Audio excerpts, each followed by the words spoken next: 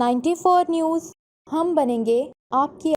جی ناظرین، مشرق وسطیٰ کی بگڑتی ہوئی صورتحال کا ذمہ دار کون ہے؟ اگر ہم موجودہ صورتحال کی بات کریں تو تمام خلیجی ممالک کی حالت ابتر ہوتی جا رہی ہے، اور امریکہ اور اسرائیل کے ایران پر حملے کے بعد ایران مسلسل امریکہ کے اڈوں پر میزائل گرا رہا ہے، ان کو نشانہ بنا رہا ہے، ان کو تباہ کر رہا ہے۔ تو یہاں پہ بات یہ ہے کہ جتنے بھی امریکہ کے اڈے ہیں وہ تمام عرب ممالک نے ان کو جگہ دی ہوئی ہے، ان کو اڈے دیے ہوئے ہیں، اور ایران جو حملے کر رہے ہیں اڈوں پر، ان کا جو مین فوکس ہے، مین پرپس ہے، وہ امریکہ کے اڈوں کو تباہ کرنا ہے، نہ کہ کسی اپنی کنٹری پر حملہ کرنا اور اس کو نقصان پہنچانا ہے۔ ان حملوں کی وجہ سے جو عرب ممالک ہیں، جس میں قطر ہے، دبئی ہے اور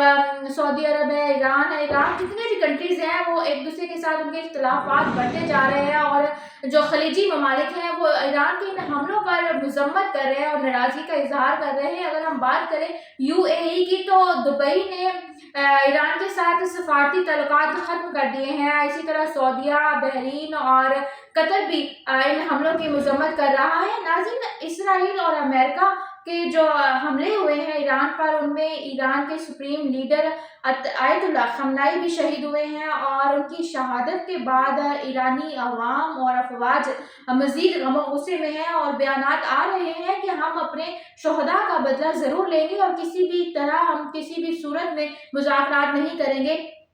ایران پر جو حملہ ہوا امریکہ اور اسرائیل کا، اس میں نہ صرف آیت اللہ خامنائی شہید ہوئے ہیں بلکہ ان کی فیملی، جس میں ان کی اہلیہ، ان کے داماد، ان کی بہو، ان کے نواسے اور دیگر سینئر لیڈر بھی شریک تھے اور شہادت نوش فرمائی انہوں نے۔ ناظرین، جہاں پہ سوال یہ بنتا ہے کہ امریکہ کو عرب ممالک نے اڈے کیوں دیے تھے؟ کیا پرپس تھا، کیا مقصد تھا، یا امریکہ کو ایسی کیا ضرورت تھی جس کی وجہ سے ان کو یہ اڈے دیے گئے ہیں؟ ناظرین، ہم اگر ہسٹری دیکھ لیں تو شروع سے ہی امریکہ جو ہے وہ عرب ممالک کے خلاف سازش کرتا آ رہا ہے، اور اس اڈوں پر بھی جو اڈے انہوں نے لیے ہیں، اس کے پیچھے بھی ان کی سازش تھی کہ اسرائیل اور امریکہ یہ چاہتا ہے کہ جو مسلم کنٹریز ہیں وہ آپس میں لڑائی رکھیں، آپس میں جنگ کرتے رہیں، اور ان کا جو مین خطرہ تھا ان کو وہ ایران کی جانب سے تھا، کیونکہ ایران وہ واحد ملک ہے جس نے امریکہ کو کبھی اڈے نہیں دیے، کبھی ان کی بات نہیں سنی، کبھی ان کی غلامی نہیں کی، بلکہ امریکہ اور اسرائیل کی آنکھوں میں آنکھیں ڈال کے ان کو جواب دینے کا حوصلہ رکھتا تھا، اور یہی وجہ تھی کہ ان کے سپریم لیڈر کو نشانہ بنایا گیا اور ان کو شہید کیا گیا۔ ناظرین، اگر موجودہ صورتحال ہم پر نظر ڈالیں تو وہ کچھ یوں ہے کہ ایران پر مسلسل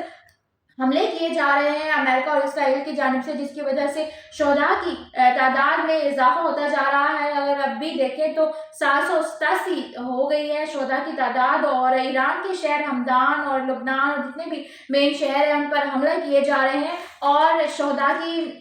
تعداد میں اضافہ ہوتا جا رہا ہے۔ ابھی ایرانی وزارت خارجہ کا بیان سامنے آیا ہے، اور انہوں نے کہا ہے کہ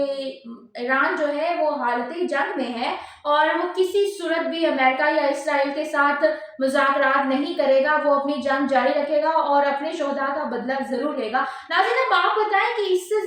جو جنگ ہو رہی ہے مڈل ایسٹ میں یا خلیجی ممالک میں، اس کے اثرات کیا ہوں گے، اس کے نتیجے کیا ہوں گے، یہ کیسے جنگ رک سکتی ہے یا نہیں رک سکتی؟ اگر ہم امریکہ کے بیانات دیکھیں تو ٹرمپ نے کہا ہے کہ ضرورت پڑی تو ہم زمینی افواج بھی وہاں پہ بھیجیں گے اور ایران پر حملہ کریں گے۔ تو یہ صرف ایران پر حملہ نہیں ہے، یہ پوری امت مسلمہ پر حملہ ہے۔ اس کے نقصانات صرف ایران کو یا امریکہ اسرائیل کو نہیں ہونے بلکہ پوری دنیا کو نقصانات اٹھانا پڑیں گے۔ تو اب یہاں پہ دیکھنا یہ ہے کہ اب کون سا کنٹری یا کون سا